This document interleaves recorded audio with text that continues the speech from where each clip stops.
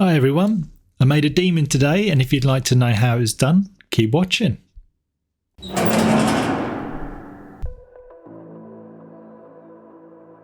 So I decided to use symmetry, and in doing so I was able to create this very symmetrical demon man creature. It's from a story I'm currently working on. I like to write books, if nobody knows.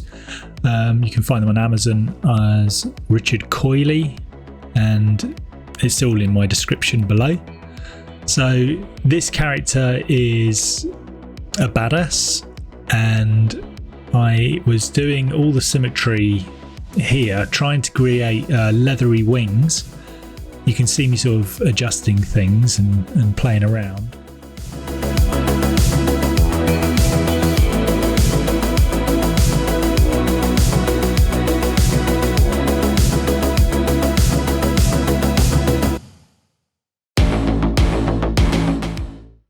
And what I'm doing here is I've turned off the symmetry, and I have started using the brush to get in all the contrast and shadows and things like that. And then eventually I'll start adding the highlights as well, so that I create a very sort of three-dimensional character. Yeah, so here are the highlights are going in. You can see where I've decided, where the light direction's going to be. And this just helps to remind me what I'm doing and makes me think about it. Every time I put in light and shadow, I have to think, where is it coming from, to make it more realistic. At first I did think about giving him eyes. I did change my mind on that one because I forgot in my story he doesn't have eyes.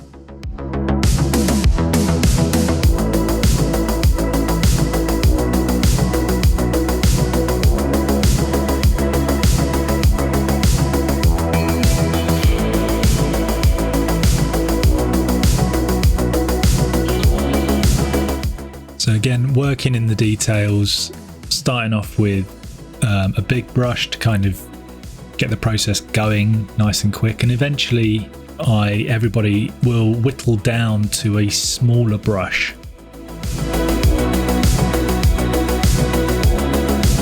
The brushes I'm using are from a guy called Mark Benet. I think he's still known as Cube Brush.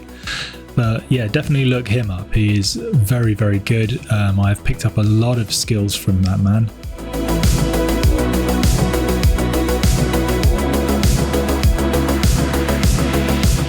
But yeah, I do find having an idea in my head, working on a character, especially since I write a lot, it helps to sort of really believe in the character, and then therefore when you are making it, you can really knuckle down and you understand what you want it to look like because it's in your head already.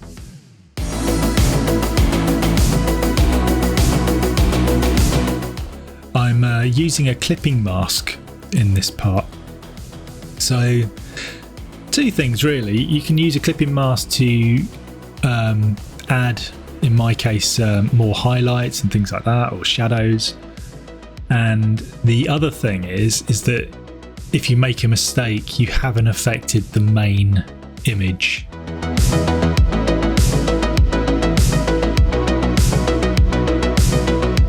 Yeah, I did the hands after I'd got all the shape and I was happy with everything and how it was going. I thought I could work on that. Again, using Pinterest is a very helpful way of getting references. So I, like many people, can struggle with hands. They've only just sort of started to make sense to me really over the last few years. And so I go onto Pinterest and I've got a board that I think is exclusively hands, just so that I can have a look at it and just think, okay, that's how it's supposed to look. I can work on that.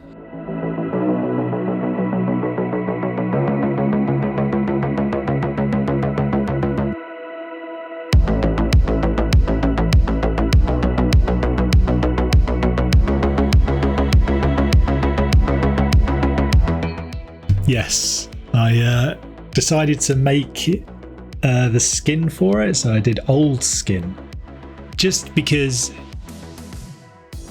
it gives it that hideousness, I think, as if you can sort of see things that resemble human structure. The other thing that I use as well, and I've got more and more into, is using the blend if. So if you double click the layer, you will open up a box, and you'll be able to do the blend if. And I highly suggest you do that, because you can really make it work, and you can go in and you can press Alt, and then you can separate the tabs, and then you can either have more light, more dark, or you can blend it very gradually, and it just looks really good when you do it. Anyway, back to my guy. Again, thinking about where the light's coming in, and I decided to give him a skull face, so that was cool. So that's where I used the blend if, and I decided to use the colour to blend out his eyes.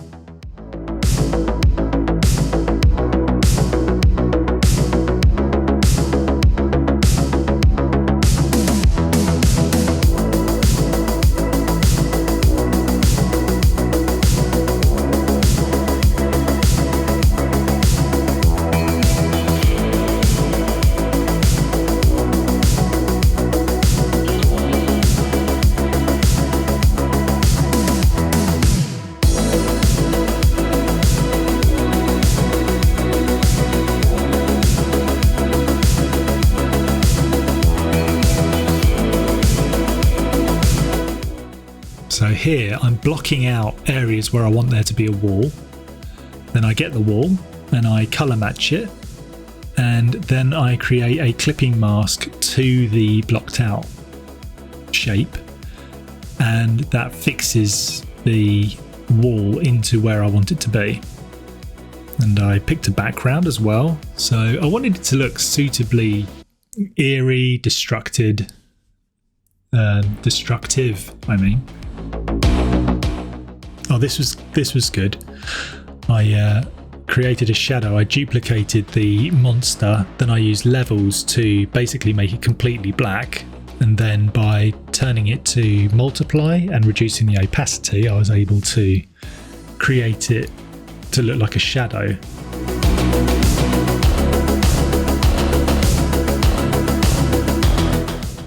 I used the same technique to put in the bricks on the bottom, and then I created a duplicate and highlighted that. No, sorry, the duplicate was a screen, and then I created a mask and inverted it.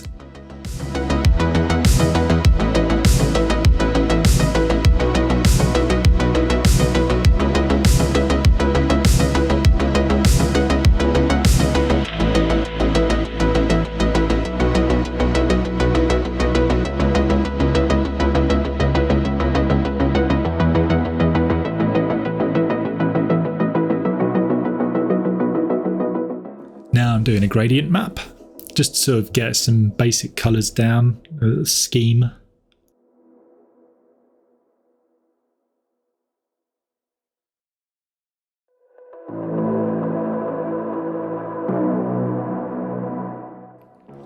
I went with linear light to get the fire aspect of it. And again, thinking about where the light's coming from, so I was able to sort of paint in where I wanted that to be.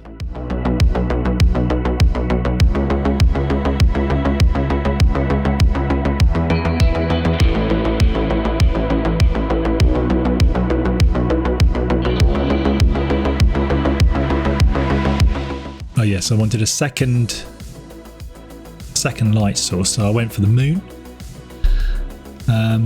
And that gave me the opportunity to do a bit of rim lighting around the edge. Just sort of brings the character out a bit more, makes it look more special.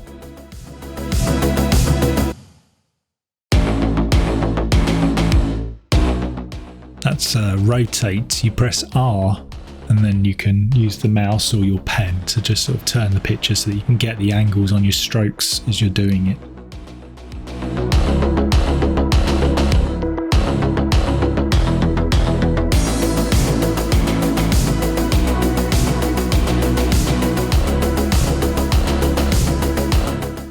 So I hope you enjoyed this video, and if you did, remember to like and subscribe, and I'll see you later.